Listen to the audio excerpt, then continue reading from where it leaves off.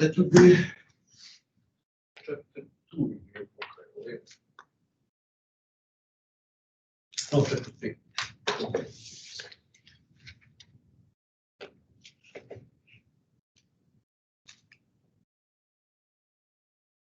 So last time we've seen some basics about how market prices are formed, free market, without government interference, without government meddling in the market prices. Today we're going to revisit that very briefly and give some explanations about supply and demand, how they work, and then we will see what happens if government tries to meddle with this system, if government tries to impose by bureaucratic or administrative means certain prices, either higher or lower than the equilibrium market prices.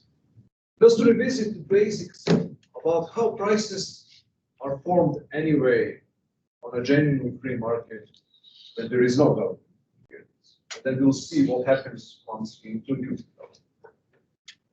So this is the famous graph.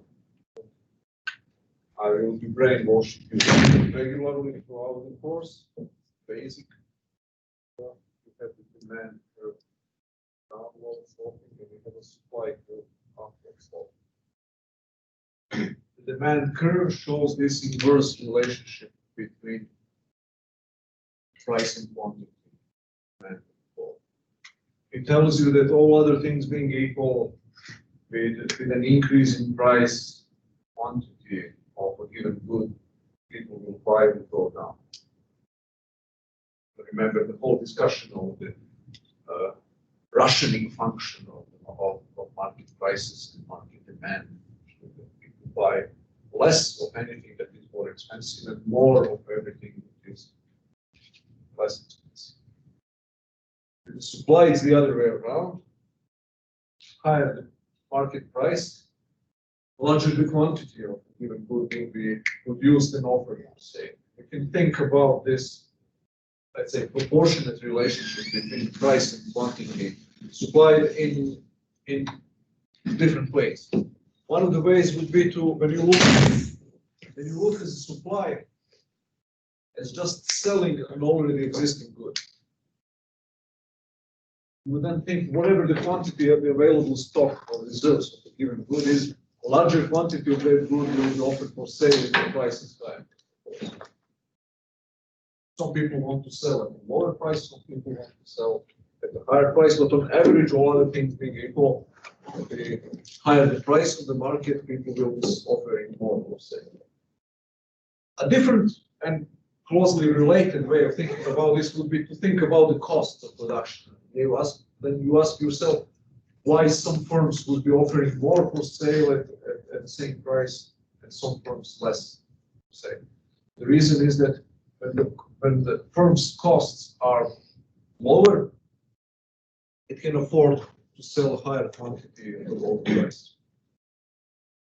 And when the market price is higher, that allows even firms that are less efficient, firms that have high costs to enter the market and to sell. So one example actually was, it's a very good example of this, was the oil market. 10 or 12 years ago, when price was very high, actually the supply of oil was very, very high. And then once the price started going down because the demand went down, and economic crisis, whenever there is an economic crisis, demand for all sources of energy will go down, then it hit disproportionately fracking industry at that time. So conventional oil drilling was far less affected. The sales of companies that do the conventional oil drilling went down, but far less than the sales of the fracking industry. The reason for that was that the fracking at that time was much more expensive.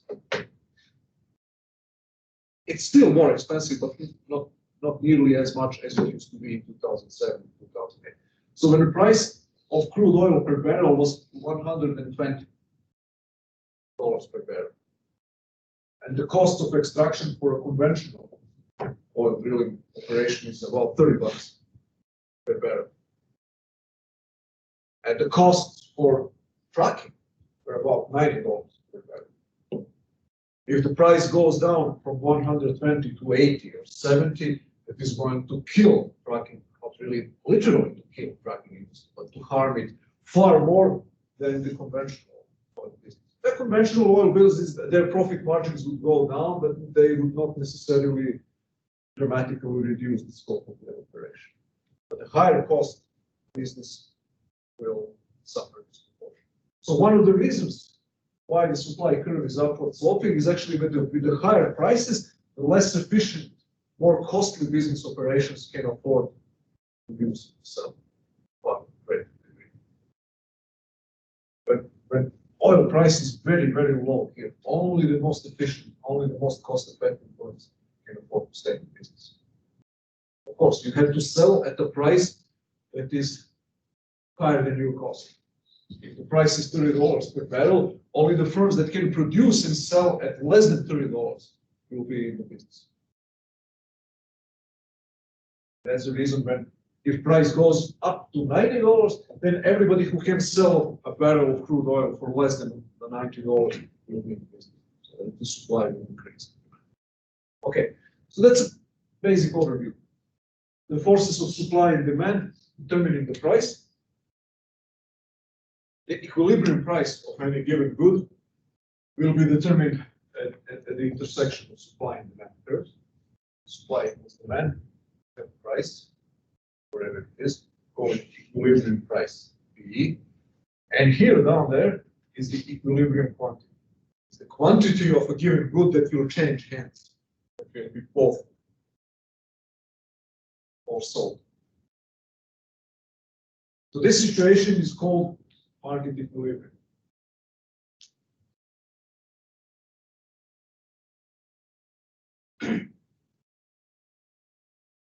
Now, we say that markets, if they're free, if they're not interfered with by the governments, usually be in the equilibrium, or there will be a strong tendency towards equilibrium.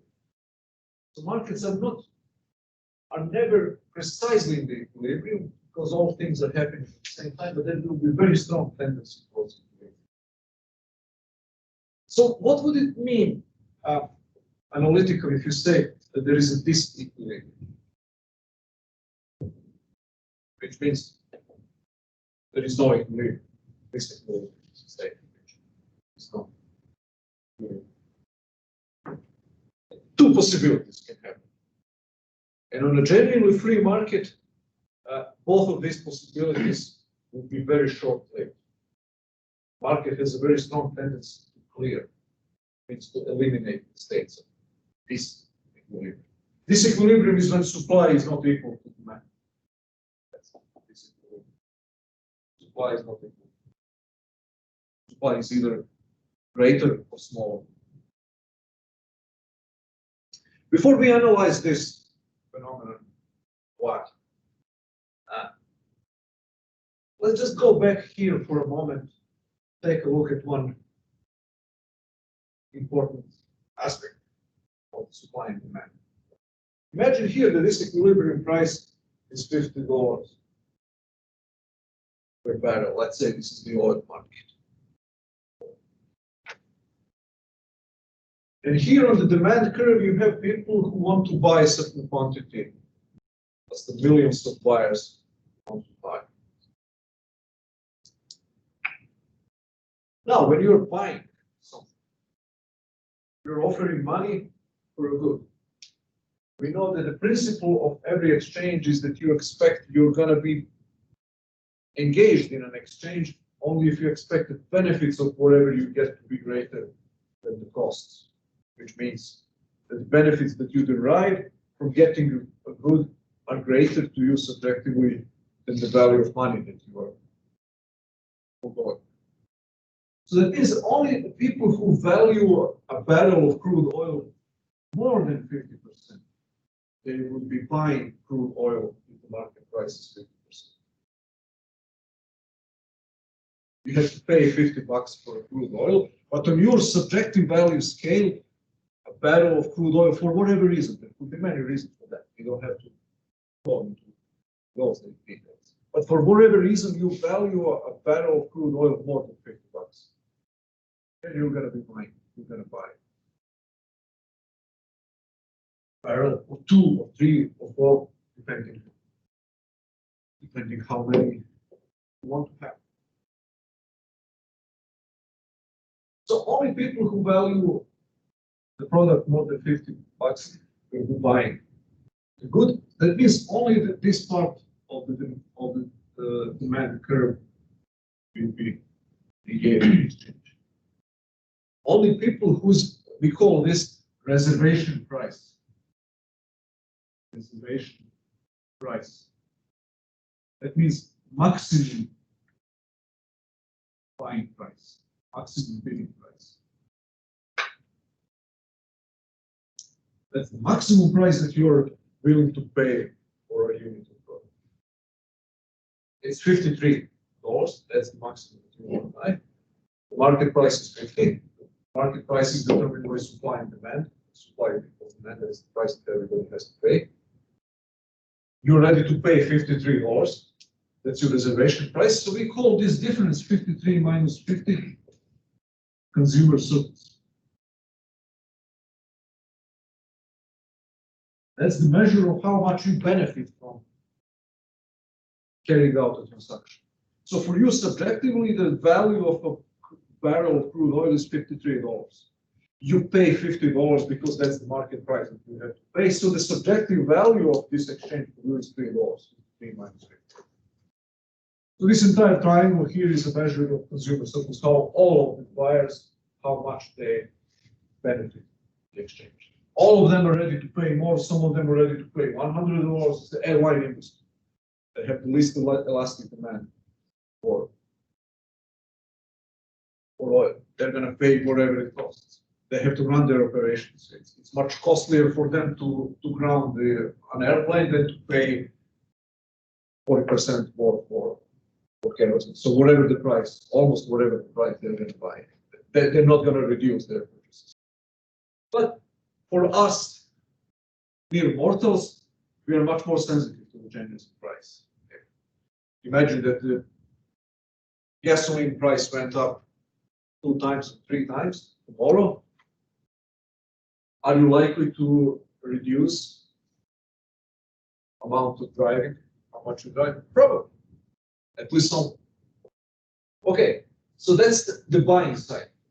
On the selling side, now remember what we said about the costs.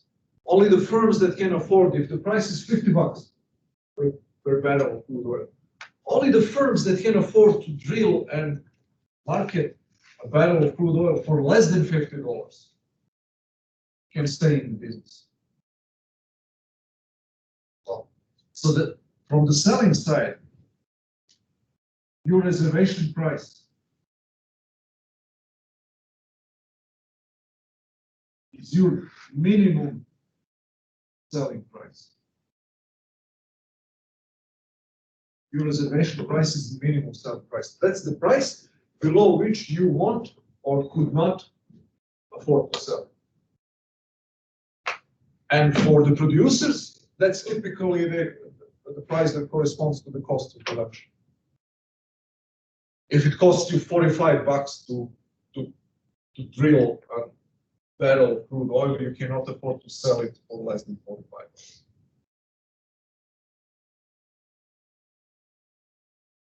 It's a reservation price or the minimum selling price. Here, the reservation price is maximum buying price for a buyer. So the most competitive buyers are people who are ready to pay the most. The most competitive sellers are people who are ready to sell for the least of the lower price. So actually the market exchange is an exchange between the most competitive buyers and most competitive sellers, which means an exchange between people who are ready to pay the most and people who are ready to sell for the least. The most cost-effective producers and the most tenacious and stubborn, strong preference buyers with money. These are the people who will be exchanging goods. Outside of the market will be costly producers here, whose minimum selling price, whose cost is higher than $50, they cannot afford to sell. They go out of business because they will be losing money. If I produce a barrel of crude for $57, then I can sell it only for 50. I would be losing $7 for every barrel, so I'm out of business. And if my maximum buying price here is less than $50, I wouldn't be buying any crude oil because it's worth $44 to me subjectively, and I have to pay 50. Why would I pay 50? I would be losing $6 every unit that I buy.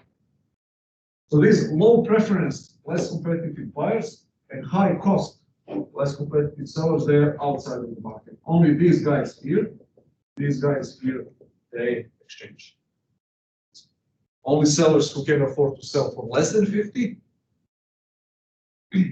and buyers who are ready to pay more than 50, they're going to be exchanging for 50.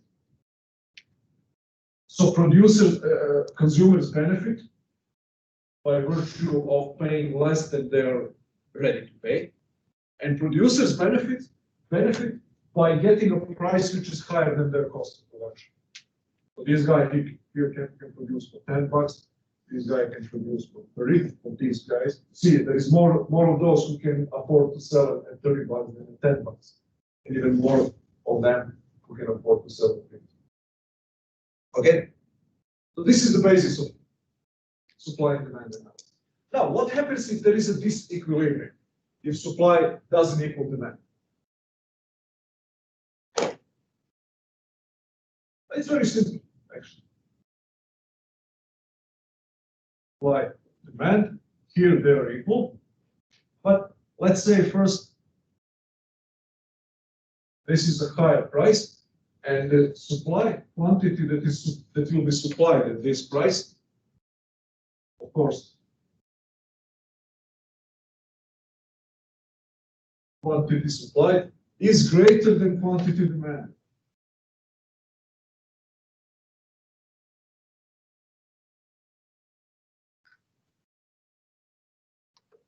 That's called surplus.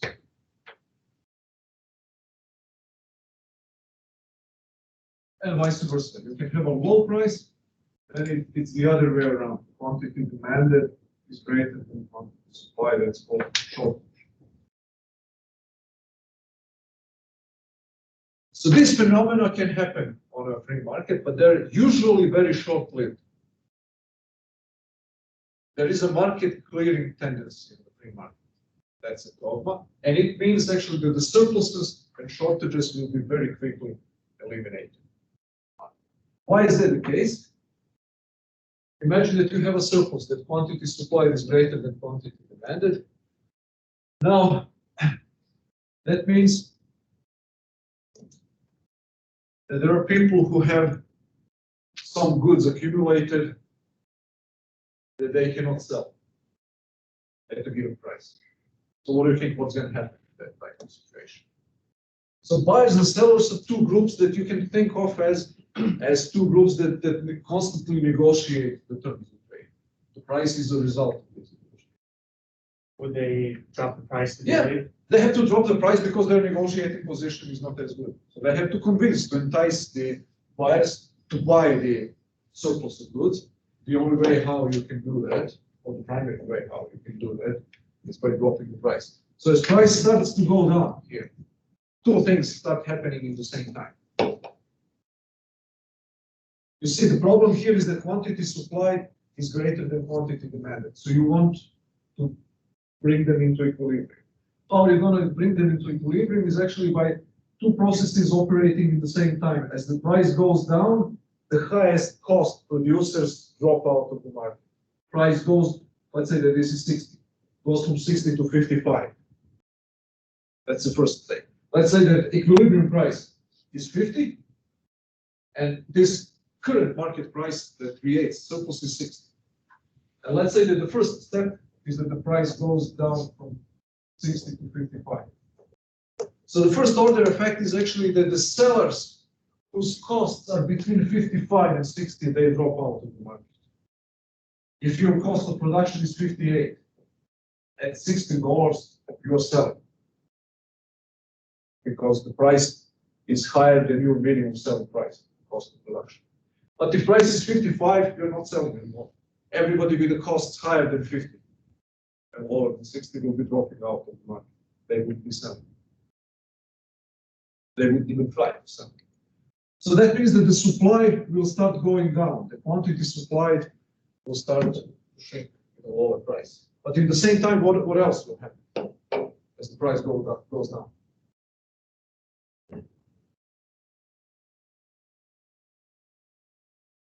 What is the second effect? What happens to the demand? The demand goes down. Does the demand goes down with the lower price? Supply goes down with the lower price. Demand goes up. Remember, price ration, demand curve. Higher price, low quantity demand. Lower price, higher quantity demand. So when price goes down for whatever reason, quantity that is demanded will go up. So more buyers will come in and want to buy. So then there will be a convergence. The quantity demanded will be growing, inching up slightly. At 55, more people will buy than at 60. At 50, even more people will buy than at 60. Than at 55. So eventually those two quantities will converge here, and the price and quantities will move to the equilibrium. So you don't need any government intervention, you don't need any miracle, you just let people alone and allow them to trade. The surplus will be eliminated very quickly. The same thing, or the equivalent, analogous thing, happens if you have a shortage. So what is the shortage? Shortage is when quantity demand is greater than quantity supply because the price is artificially too low. Go ahead. Isn't this when black markets occur, right? There's a higher demand and there's a supply. Yeah, we'll come to the black market in a moment. But imagine, for whatever reason on a market, that there is a disequilibrium that for a brief while, doesn't matter why it happened. The current market price is higher than the equilibrium price. If the market is free, the surplus will be eliminated very quickly. That's the main point here. We'll see that when black markets emerges, when the government tries to prevent this process of correction. We'll get to that in a moment, actually. Price controls are actually the main reason why there is black market. So people want to sell and buy at a higher price, but the government, for whatever reason, usually some stupid political reason, doesn't want to allow that. And then people go to the black market because it's illegal to carry out transactions that you want to carry out legally, then you go to the black market and do it illegal. But we'll get to that in a moment. When it's shortage, quantity demanded is greater than quantity supplied. So what has to happen? Who is now in a better negotiating position here? Sellers.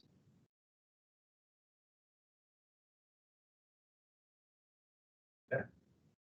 Sellers are more scarce if there is not enough goods. So now buyers have to somehow convince sellers to offer more. How are you going to entice sellers to offer more? Offer to pay more. Pay a higher price, people will produce more. So then the price starts inching up here. Quantity demanded. What happens to the quantity demanded when price starts going up? It's the opposite. Quantity demanded moves this way. Goes down. Something is more expensive, less people will be buying. Supply will start increasing. Now, more costly producers now can afford to enter the market. So quantity supply will increase, quantity demand will decrease, and it will go to the equilibrium.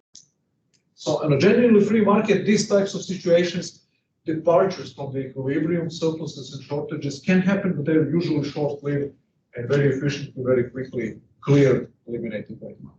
Now, price controls are situations in which, for a variety of reasons, governments use laws and regulations to freeze those types of situations, to prevent the market.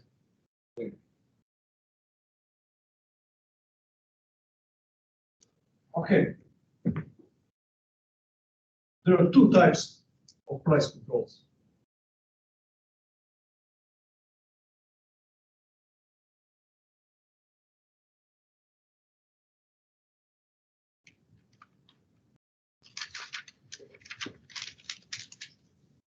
Demand curve, supply curve.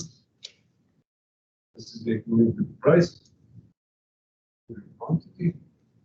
And let's say that for whatever reason, let's say that we are talking here about prices of apartments for rent, or bread, or milk. These are some of the items that are usually in many countries subjected to price controls. Typically by governments ordering everybody to charge lower prices than the existing market. So supply and demand for apartments in New York are such that you will have to pay $900 for an apartment, for an affordable apartment of a certain square foot. You say it's square foot. Certain size. And this is the number of apartments, let's say 1,000. It will be rented, this price. And now the government comes along and says, you know what? This is too expensive. Okay. We don't want a gentrification and only wealthy and well-to-do people can live in this neighborhood. We want the apartments, the prices of rental units to be lower than that. We want them to be 700. Why? Because we are humane and nice and altruistic. We want to help poor people. We want to allow people on lower incomes to be able to live on Manhattan West Side in rented apartments. Or I grew up in a country in which bread and milk and cooking oil, remember very well, cooking oil, their prices being artificially controlled by the government at the level which is 3 or 4, sometimes 10 times lower than the real market price. What is the argument here? Poor people need, these are the basic necessities, and poor people cannot afford to buy enough food. But that's not the case in America, obviously. It's science fiction. Everybody has enough, almost everybody for food, but in some poor countries, this is a problem. And then we're going to impose price controls. We're going to say to everybody, you cannot charge the real market price. You have to charge the maximum price that is lower than the equilibrium. Yes. This type of price controls is called price ceiling.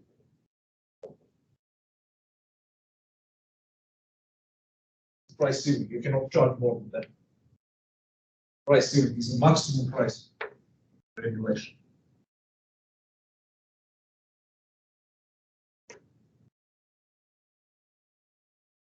So it's typically imposed at a level which is lower than the market price. And the typical justification for price ceilings is actually like a social welfare, helping poor people to afford something that is too expensive. So politicians love this.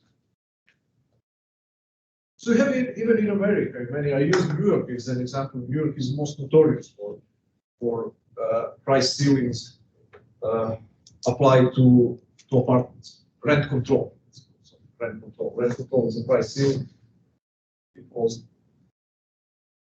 bring down the prices of rental units.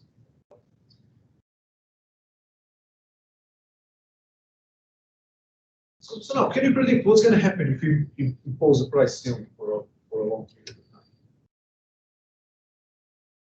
Maybe a shortage. Yes, so you have a shortage now. You have a shortage which used to be in a genuinely free market scenario that I talked about a minute ago. It's a temporary transient phenomenon that is done away with in due course. Okay?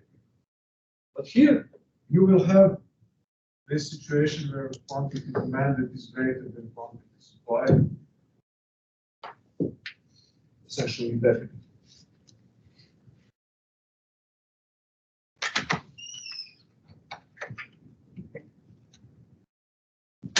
shortage is the first result that I see.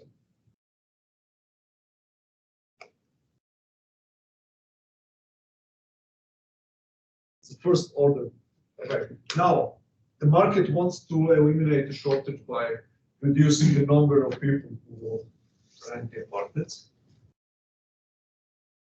But the government doesn't allow it. You see, what is the quantity demanded here? Price control. The quantity of apartments that people want to rent.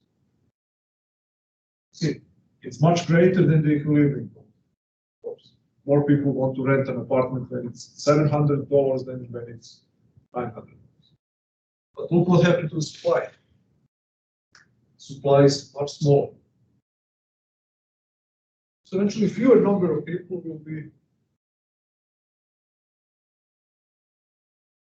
capable of really renting an apartment.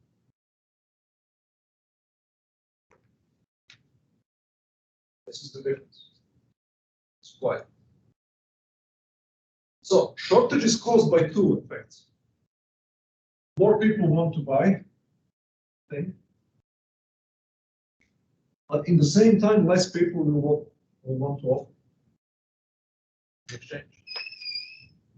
When it comes to apartments, people whose minimum renting price is less than 900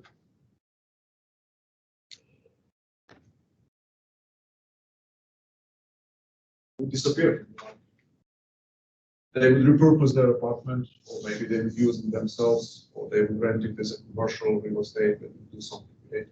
But they wouldn't rent it at 700 if their minimum renting price is 870 or 850 or 800. So the supply will go down and the demand will increase. So that creates shortages. But there are other effects, more long-term effects. So see, in economics, this is one of the best possible examples of that. The true problem in economics, the true problem that all economists are facing is that general public, including politicians, very often look at any measures of economic policy in the short run. And they try to isolate the short-term effects for some small isolated groups. And they evaluate economic policies by their short-term partial effects, while ignoring the long-term effects for everybody. So here is the best possible example of that. And one more thing, that we judge economic policies very often by intentions rather than by consequences. So people are very likely to support many economic policies if they're justified by a kind of altruistic, do good, feels good rationalizations, justifications. We are doing this to help the poor people. We are doing this to save the planet. We are doing this to help American workers. We are doing this to, you name it. So then it's very difficult to say, yes, but what you are doing is actually not helping very much. It's also, you look like somebody who is not sensitive enough. If you criticize the policies that are justified by altruistic ideas, by altruistic justifications. This is one of those examples. They have, so what is the intended consequence of the policies? To have more apartments for poor people, to have cheaper bread for everybody, to have cheaper milk for everybody. The result is actually shortage. Those very good. But it doesn't end there. What happens to the apartments now? One of the things is actually that the quantity of apartments will go down. We know that just by looking at the graph. But also the quality of the available apartments. So if the real price of an apartment is $900 per month, and you rent it for $700, so then you may afford to do that. Some of the apartments that will be rented in the market You'll be rented, but with the proviso that the landlord will not invest enough in maintaining the apartment. So you cannot afford to cover part of the usual operating costs of keeping the apartment in good shape. Then you're going to do it by renting it and then not repairing it and not maintaining it in a proper way. So then even the quality of apartments will go down alongside the available stock supply.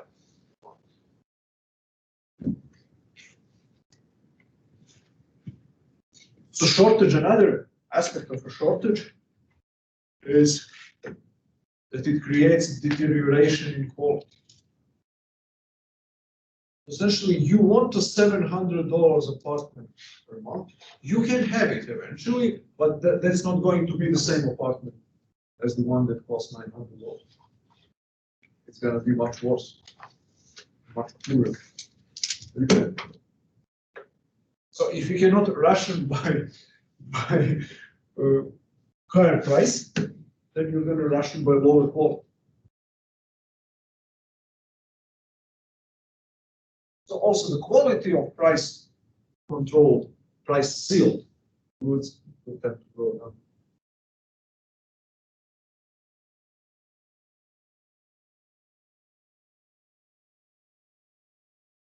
Now, this thing is a short-term effect here. You will see, you impose a price ceiling in 1 month, 2 or 3, you will see a short-term effect. But it's also a long-term problem. Think about it for a moment in the long run. What's going to happen? And what I'm talking about actually happened in many American cities. After the Second World War, the price ceilings, the rent controls were introduced in very many American cities: New York, Chicago, Philadelphia, Boston, and so on. Especially in New York. You impose a rent control for affordable housing. Why? Because you want to help poor people. You don't impose price controls for commercial real estate or for more expensive residential real estate. Why? Because these are wealthy people who can afford to pay higher prices. So you don't care about them, and you shouldn't be caring about them. You care for poor people. So you're Bill de Blasio or the left-wing altruistic mayor of New York. So you impose price controls for affordable housing. Now, look what's going to happen in the long run. So, affordable housing market functions by some people buying rental units, buying apartments, with a goal in their mind to rent it then to people and to earn money that way. That's how they're going to pay back the mortgages. Now, what's going to happen? What do you think is going to happen to the demand for affordable housing units in the long run, if people know that rent controls are here to stay?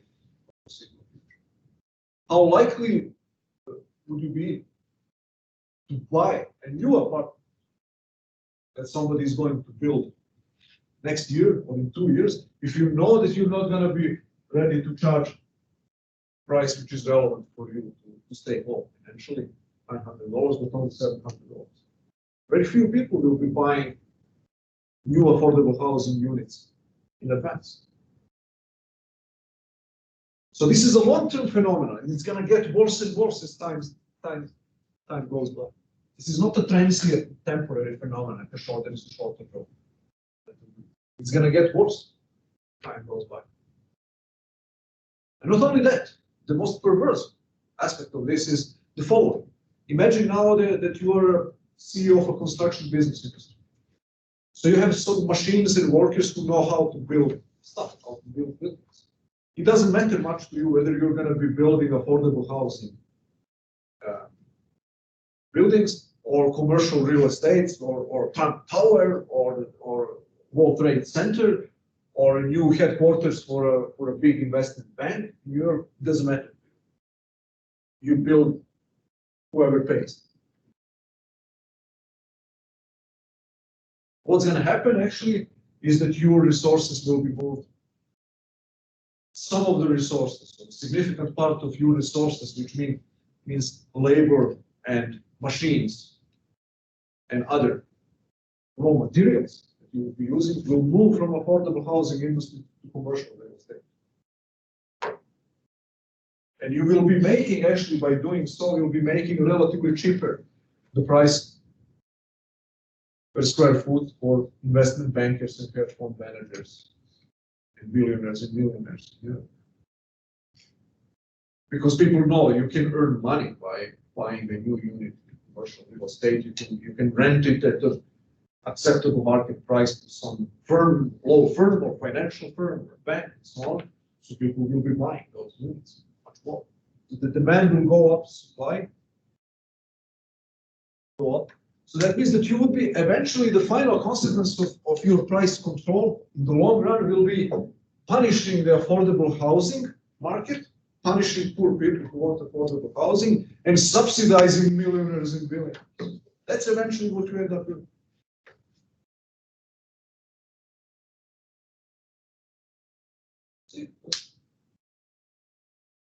Real estate, commercial real estate market is free to buy. You can charge the market price. That's a good investment. Here, the government prevents you from charging the price. That's bad investment.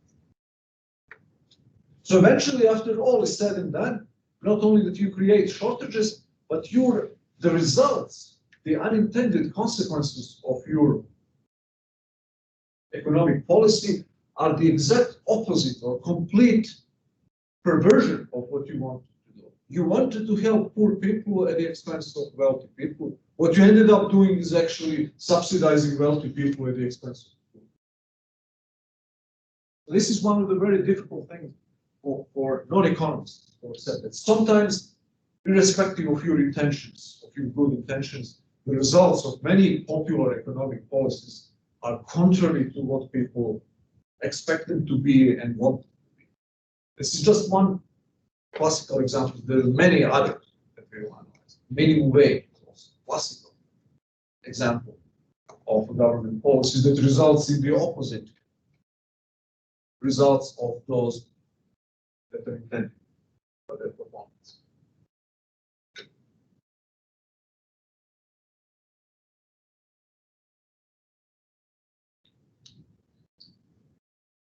Now, let's say now that the government is stubborn. Let's talk about, I have some experience with that because as I said, I grew up in Serbia, the country in 1990s, which was a semi-socialist country under the economic embargo by the West, more or less in constant war with its neighbors. Most of the prices were controlled by the government, and especially the prices of basic life necessities were controlled by the government. So I remember many times waiting in lines for cooking oil. How would that work? Of course, the moment that the government imposes the price controls and says you cannot sell legally cooking oil for more than $1. And let's say the cost of production is $5. The consequence of that would be there would be oil official stores. So what typically happens to black market? People then risk producing and marketing oil and bringing it to the market and selling illegal people for $6, $7. But now, notice what happens here. Now, the cost of production are $5, so the price would be typically 5.5. Let's say 6. But now on the black market, would it be $5, 5.5 on the black market? Maybe a lot more. Well, no, why? They make money. They make a lot more money. But it's a free market. There's a competition between black marketeers as well. So that should be bringing the price down. But yet, on the black market, it's much higher than it would have been on the genuine free market. It's riskier. You're breaking the law. You're risk going to jail. So then this risk premium for risking to go to jail increases the price. And also the quality is not always ideal. Why is that the case? Because on a genuinely free market, you establish the brands and you're buying from the brands that are already tried and evaluated. So then they're not very likely Coke or Pepsi, you're pretty sure that you're not gonna get poisoned by them. Repeated interactions, repeated transactions over time create loyalty, right? That the quality, what is the best way to cement loyalty to the brand is the consistency and constancy of the quality. So on the black market, there's no much hope. Create and maintain this. I mean, the quality is typically lousy and the price is typically high. But yet that's the way how, this is just like you have a very powerful stream, powerful river, and you put a kind of dam. You want to stop the water and you just divert the river from its natural course to divert it around. People want to exchange, people want to buy and sell oil.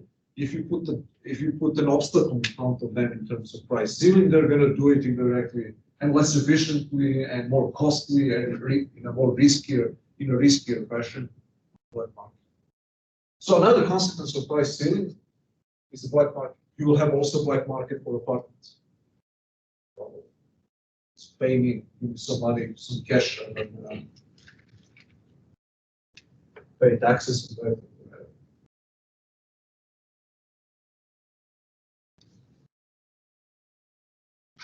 So what governments can do to prevent this? They can put people in prison, actually, but that's costly. If the motivation, if the gains from black market are huge, you have to expend huge amount of resources to prevent black market operations. There's no government that succeeded in that. Yes. If 70% of your economy is in the black market, you can forget about using the police. Inspectors, typically what would happen if the black marketeers would bribe inspectors and police who turn the blind eye to their activities. Well, governments can try to get smarter here and to get around the problem. One of the ways how we can do it is actually to subsidize. So what typically is going to happen here?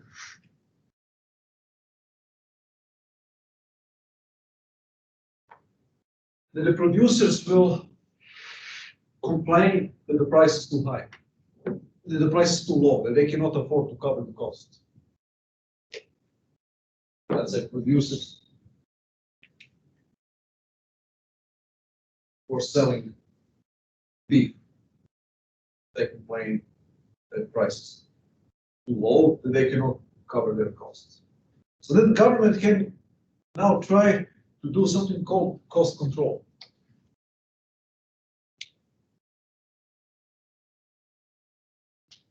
What is that? So, okay, the cost of retail beef per pound is $5. What is the main cost item for the retailer? Is the wholesale price of beef. Now we can order now the wholesaler that he cannot sell for more than $1 because we want the final price to the poor consumer to be $1. Retailer cannot afford to sell it at $1 if his main cost is his cost of wholesale beef is $5. Now we're going to order the wholesaler to sell it $1. So we expand the price control along the entire chain of production.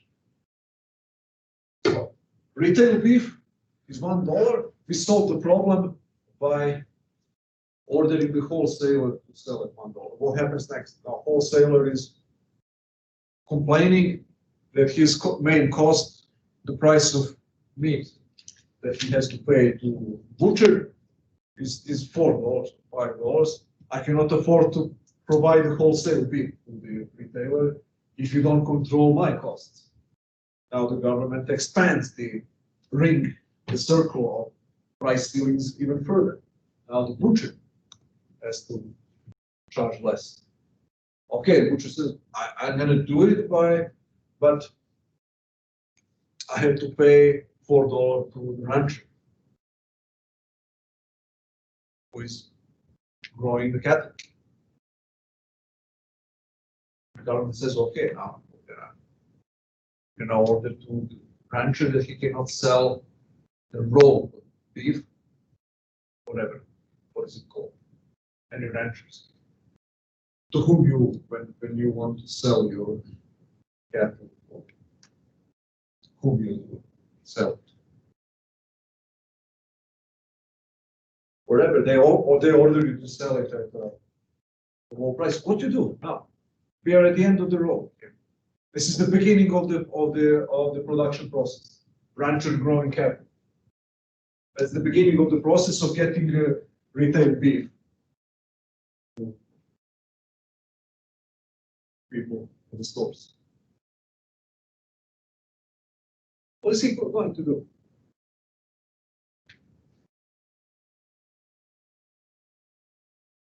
He's going to reduce. He's going to move to something else.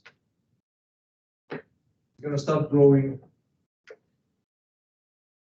horses or doing going from ranching to farming or doing something else or significantly reducing his herd.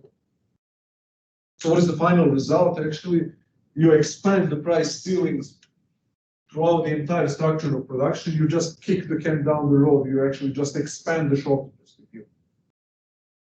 Whenever you go and impose price ceiling, you bring about the shortages that you want to avoid. So eventually, what's going to happen? Everybody will move from those areas which are price controlled to the areas in which there is a free market price. What can you do as a government? Let's say that our rancher sells the entire herd and moves to farming, selling corn. Now corn is free, the price is free, so you can sell it on the market. But now what is, let's say, what is the final product of corn? Let's imagine that we are dealing with a simple situation. If you produce one final consumer good out of corn, the same process. If you want to prevent this from happening, somebody switching from growing cattle to ranching, you have to control the prices of all available alternatives. If you do so that's not only vertical price control, that you control all the prices within one single production process. This is now horizontal price control. You have to control the prices of all production processes. What is that called? That's called socialism. Socialism is a system in which there are no market prices. The government determines the prices. So eventually, there are only two ways. The point of all of this is that if you have shortages in price control, the only two consistent solutions, the only two long-term solutions are either eliminating price ceilings and free market prices, or socialism, abolishing. Everything else is unstable disequilibrium. You cannot eliminate shortages in any other way. Of course, if you open on a completely different can of worms with socialism, what are you going to create if you pause socialism? You're not going to eliminate shortages. You're going to create universal shortages of everything. Everyone who had any experience with Eastern European socialism, I have so many stories about the Soviet Union. Actually, people would be walking on the street, and the Westerners were flabbergasted with this. You walk around in Moscow or St. Petersburg, and you see people normally walking, and just right away, they would line up in a queue in front of a certain store. And you come along and ask them, why are you lining up here? What are they selling? They would say, I don't know. So they're selling something.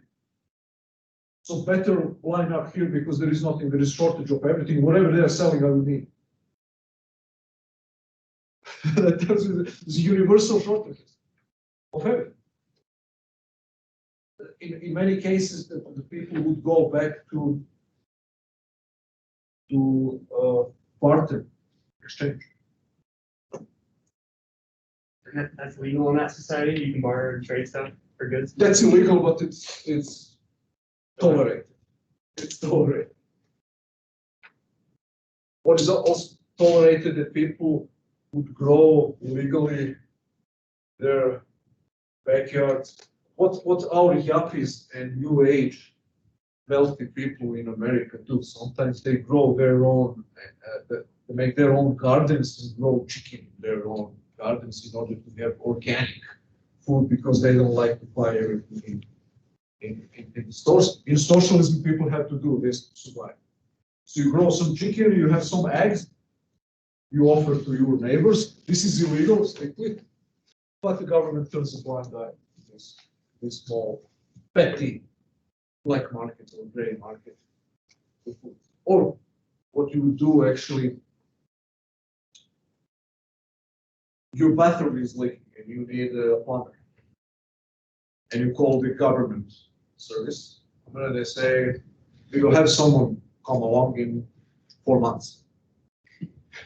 And then you have a friend who is a plumber and you're an electrician. And you say to him, okay, we have a need, I'm going to do it, or repair or some checking for free, you come along and do stuff like this. So those kinds of trades are very extremely common in socialism. Bartering not only goods, but also services. Now you can see that this is not the most efficient way to use the scarce resources.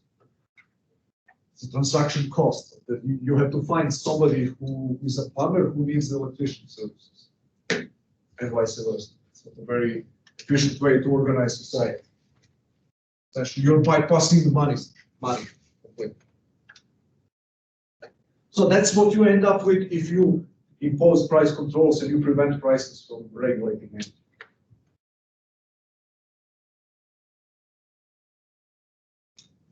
Okay, so those are price ceilings. Or you can, another thing that you can try to do, subsidizing. Subsidizing firms. So you subsidize the retailer. But what you end up then is actually that you are taxing the taxpayer in order to cover the costs of consumers of beef. Actually, you're redistributing money from everybody else to consumers of beef.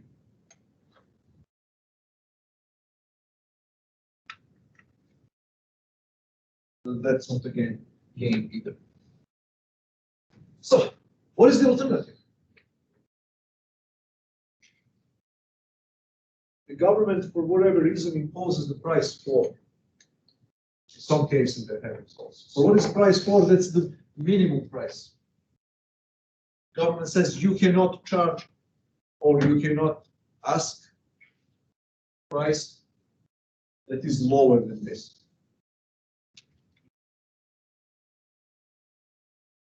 It's price floor.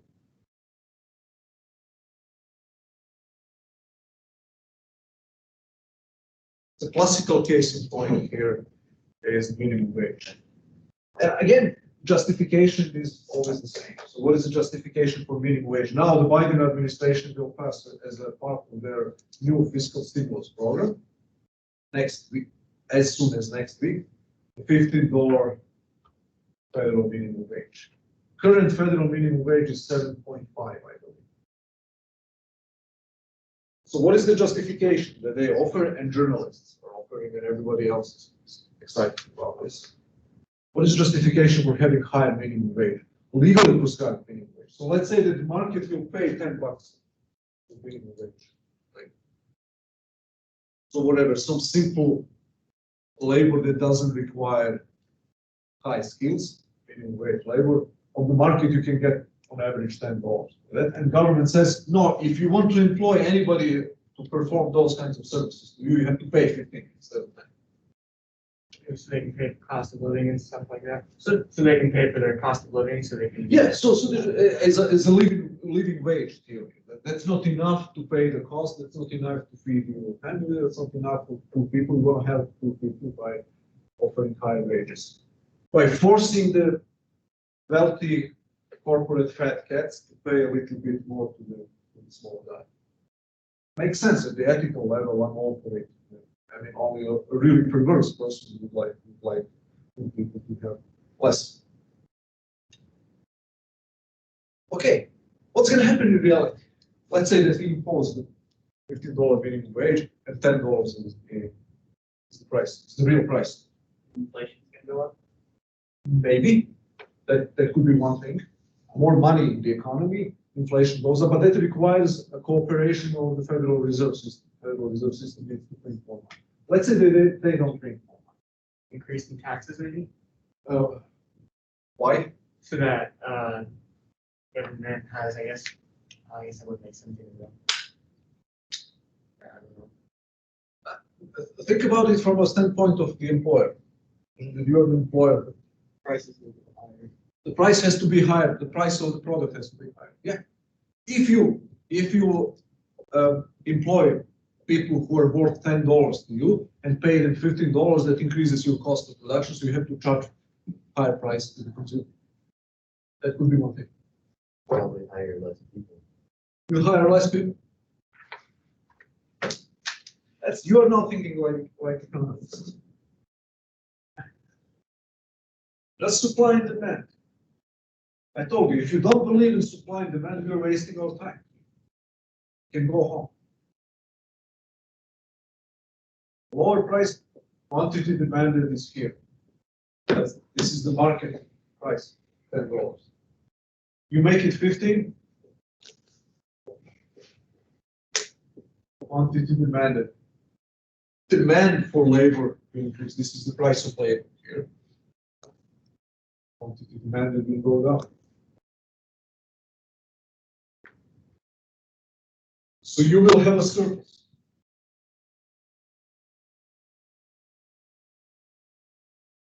This is quantity supplied.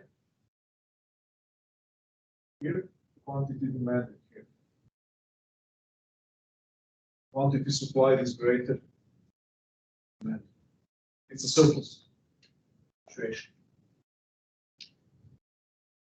This is the equilibrium price here. Quantity. Let me go. So the unemployment rate is going to go This up is as the well. unemployment rate is going to go up. Of course. So that's the first order effect. Here, quantity supplied equals quantity demanded. Here, quantity demanded is lower than quantity supplied. So unemployment is going to go up. All other things being equal, quantity, the amount of labor offered for sale will be greater than the amount of labor, than the number of people whose services will be demanded. It's a surplus of labor or unemployment. Now, there is one more thing, or two more things. Imagine that you pay $15, that you increase your labor costs. Whom are you going to pay $15? You have the minimum, you need somebody to perform a task that is worth $10. And you have two applicants. One who is worth $15, more qualified person, and another one who is worth $10. Of course, that you're going to employ this one who is worth $10 because the price of these other guys' services are $15. But imagine that the price is 15. Even if you decide to employ anybody, you're going to decide for the guy whose productivity is $15. You have to pay $15. You better employ somebody who is worth $15, and then you make him do the minimum wage job plus something else that the other guy should do. So then the less qualified, poorer guy who you wanted to help will lose competition for the job with a more qualified guy. Okay, that's one scenario. So not only that unemployment will increase, actually, the unemployment will increase proportionately more in the group that you want to protect than in other groups. Actually, you will be subsidizing more qualified people. You will be allowing them to get a job sooner and more likely than the people whom you want to protect. That's one thing. that assumes that you're going to retain the ratio between labor and capital the same as before. That you're going to employ the same number of people. But imagine a situation. This is a very common situation. You can do. You know that one of the basic principles in economics is that you can produce any given product with a million of different combinations of labor and capital. By using different quantities of labor, different types of machines, using different production processes. Then you try to discover whichever one is cheapest.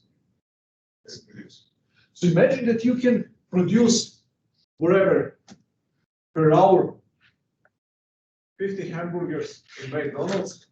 If you pay somebody $10 per hour. So one person can use the existing machinery, existing production processes. You pay for $10, you can produce 50 hamburgers. That's where you want to be. And imagine in the same time that you can replace this work with a machine. Completely new production process. Without this one person, you can produce 50 hamburgers for $12 per hour. The rental price of the machine would cost you $12 per hour. Are you going to do it if you're allowed to pay $10 per hour? No. Because you're a greedy bastard who wants to earn money, who doesn't like to pay higher costs.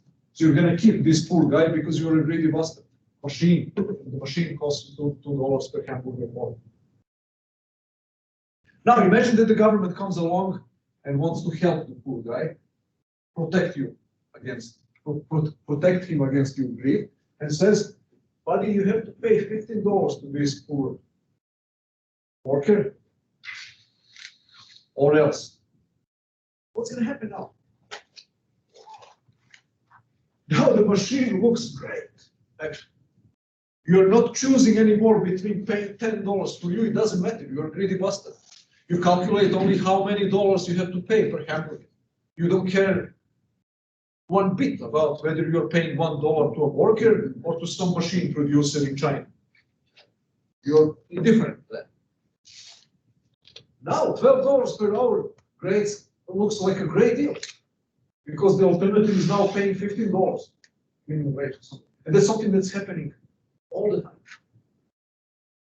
So another effect, second order effect of price force is actually substitution of labor with capital. Not only that you will have fewer people on minimum wage employed and higher number of people better qualified taking their jobs. You will have also the absolute quantity of workers who are employed going down because now machines and alternative technological processes that wouldn't have been profitable in the absence of minimum wage hike now are profitable. And that's something that is happening. This shift from labor to technology is ever present in McDonald's and other industries. All industries that use disproportionately high percentage of minimum wage labor, they're undergoing significant shifts to automation, robotization, using the machines. Basically, some of that shift would have happened anyway, but some of the shift is actually a consequence of the fact that the government is making the alternative to using the machines, using the labor, cheap labor, more costly. So you end up essentially subsidizing producers of machines, electrical and mechanical engineers in China and India, at the expense of poor American teenagers. And you want to help poor American teenagers. Now, that's a difficult thing to accept. The general public, even for some economists. But there is no way around. This is just one example for you. You know which demographic in America has the highest rate of unemployment? African American teenagers. Something extraordinary, 45, 50%. And white teenagers also have very high unemployment rate. 30%, 40%. Why do you think that is? Of course, one of the reasons is actually the teenagers work, that people enter the labor market at a relatively later age nowadays than it used to be 50, 60 years ago. That's part of it. But the most significant explanation is minimum wage. Many of the jobs, young people, low qualified people, teenagers enter the labor market ready to do whatever it takes. Low paid jobs to gain some experience. Most of these jobs are now outlawed by the minimum wage. Most of these jobs are not you're not productive enough to qualify for a wage that is higher than the minimum. And if you think that there are other reasons, whatever, black teenagers are discriminated in our society nowadays. You know what was the black teenagers' unemployment rate in 1950s? It was lower than the white. It was like 5%. You want to tell me that racial discrimination in this country is stronger nowadays than during the Jim Crow era, 1940s, 1950s? I don't know. I wouldn't say so. How to explain then the dramatic increase in white kids' unemployment, white teenagers' unemployment? If for black kids you can say it's racism, what is the explanation for white teenagers? So, you know, teenagers are least productive people because they're at the beginning of their careers. They don't have skills and experience so they could qualify for higher wages. So they're the chief victim of minimum wage laws are actually very young people with low skills. So you probably wouldn't qualify because most of you have even now at a young age higher skills than other people. Imagine somebody without high school, without any skills, it would be tough, especially in poor neighborhoods. So you end up just like you do with the people, with the poor people in inner cities whom you want to help. You now want to help poor teenagers to get higher wages. What you end up doing is, for many of them, preventing them from getting any wages. So we have to be mindful not only about the motivations and justifications of policies, but also about outcomes of policies. Any final questions? Oh, sorry, I was keeping you. Okay, see you then.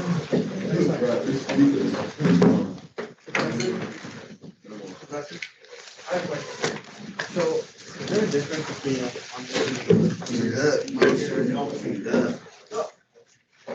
Depends how you define it. Communism, we call communism what is called the really existing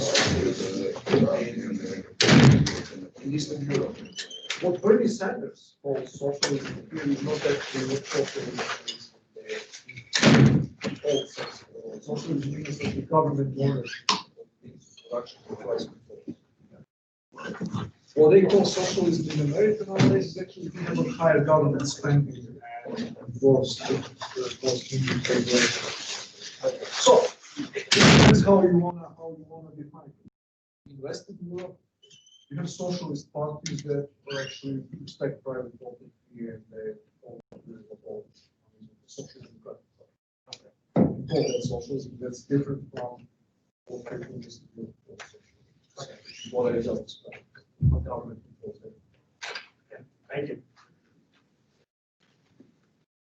Thank you.